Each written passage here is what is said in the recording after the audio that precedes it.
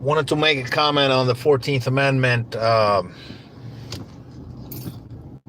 battle that's about to start. Um, True to form, Donald Trump, white supremacist, Nazi, fascist that he is, him and his entire cabinet and a lot of the leadership of the modern Republican Party, they are trying to pass. Donald Trump said he's going to sign an executive order to prohibit people from that are not, citizens of the United States of from giving birth in the United States and those children becoming U.S. citizens. By virtue of the 14th Amendment, the 14th Amendment says that anybody born in the United States or naturalized citizens are citizens of the United States. It's atrocious. The march down the hill of fascism that Donald Trump has taken this country, him and his supporters, his white supremacist supporters. The bottom line is, and they've openly expressed that they don't want any more brown people coming into the United States, and the majority of the people that this is going to affect are going to be brown-skinned people. So they know that for a fact, and they don't want that. Steve King, a Republican representative from Oklahoma, I believe, or Iowa. I think it's Iowa. Steve King, an avowed white nationalist, racist, fascist, openly states that he does not want the diluting, quote unquote, diluting of the Caucasian people. He doesn't want more brown people in society because he openly says that those brown people, we bring crime and lower the prices of neighborhoods and destroy the fabric of white America. This is what's going on in the United States of America right now. We have a president trying to stop more brown people from becoming citizens of the United States, and they are even going to the border towns in the southern border of the United States, and they are going there and saying and arresting people and putting them in detention because they're accusing them of having false passports. These are United States citizens, okay? So, but they're Hispanic and they're brown, so they're being arrested and thrown in immigration facilities because of their ethnicity. So this is racial profiling at its worst. So is he going to succeed? I don't think he's going to succeed.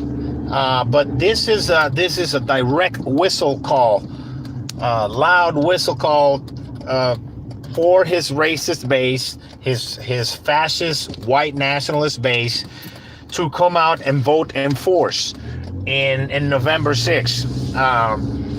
And it is our duty to stop this fascist regime of Donald Trump and his Nazi cabinet and his supporters in the modern Republican Party.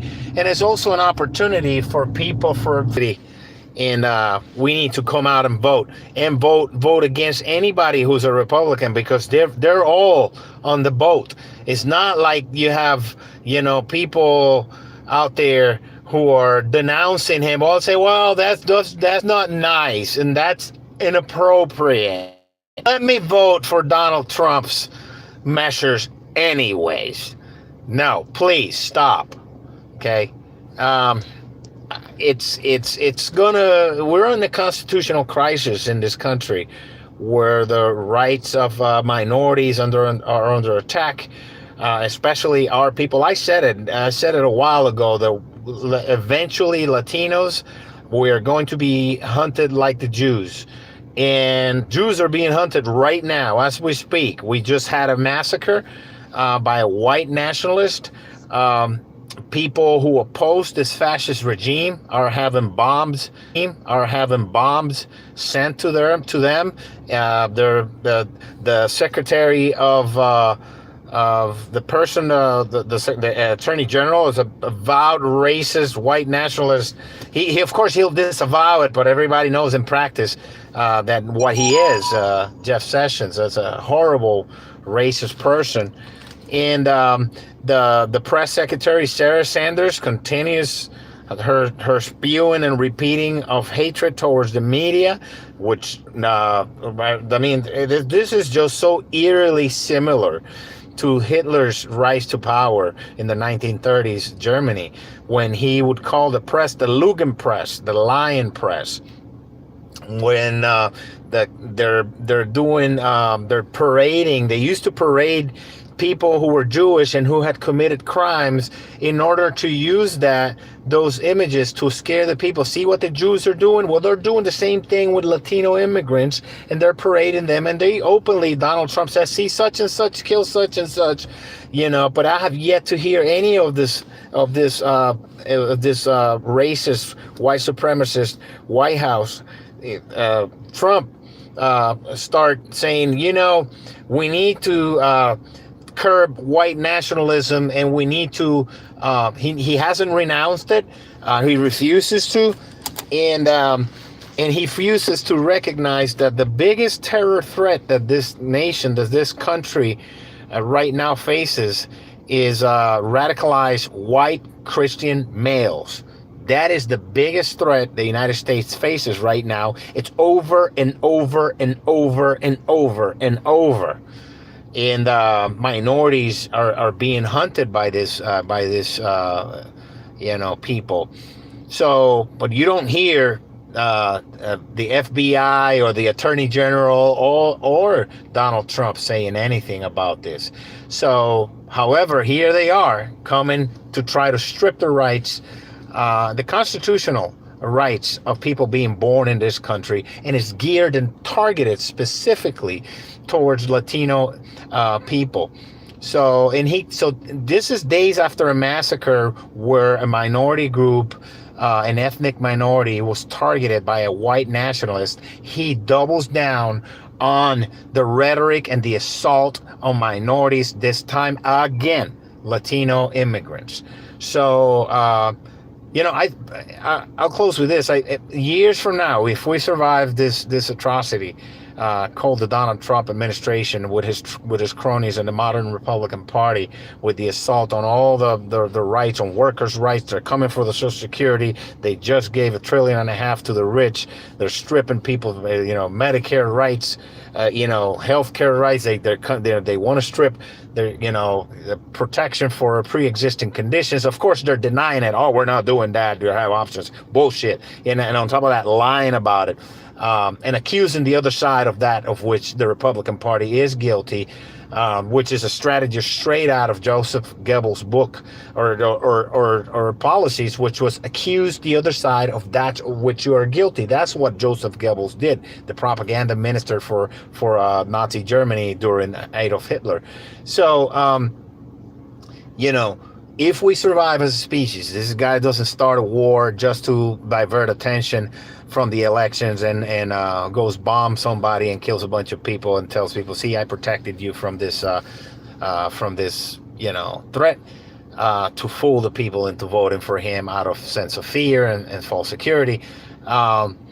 Later generations are going to remember the people who are still supporting Donald Trump at this stage of the game and his administration. You're going to be remembered as human trash. That's all you're going to be remembered as. You're going to be the uncle that's going to be spoken about with shame at the dinner table. You're going to be the brother, the father, the son, the family member of what the people say, well, don't invite him and stuff like that, because of what you support. You're going to be remembered as the hypocrite who said that he wanted to be a good person, or he was a good Christian. If you're an evangelical Christian who supports Donald Trump, you're going to be remembered with shame, and rightfully so, because I mean there is no excuse anymore.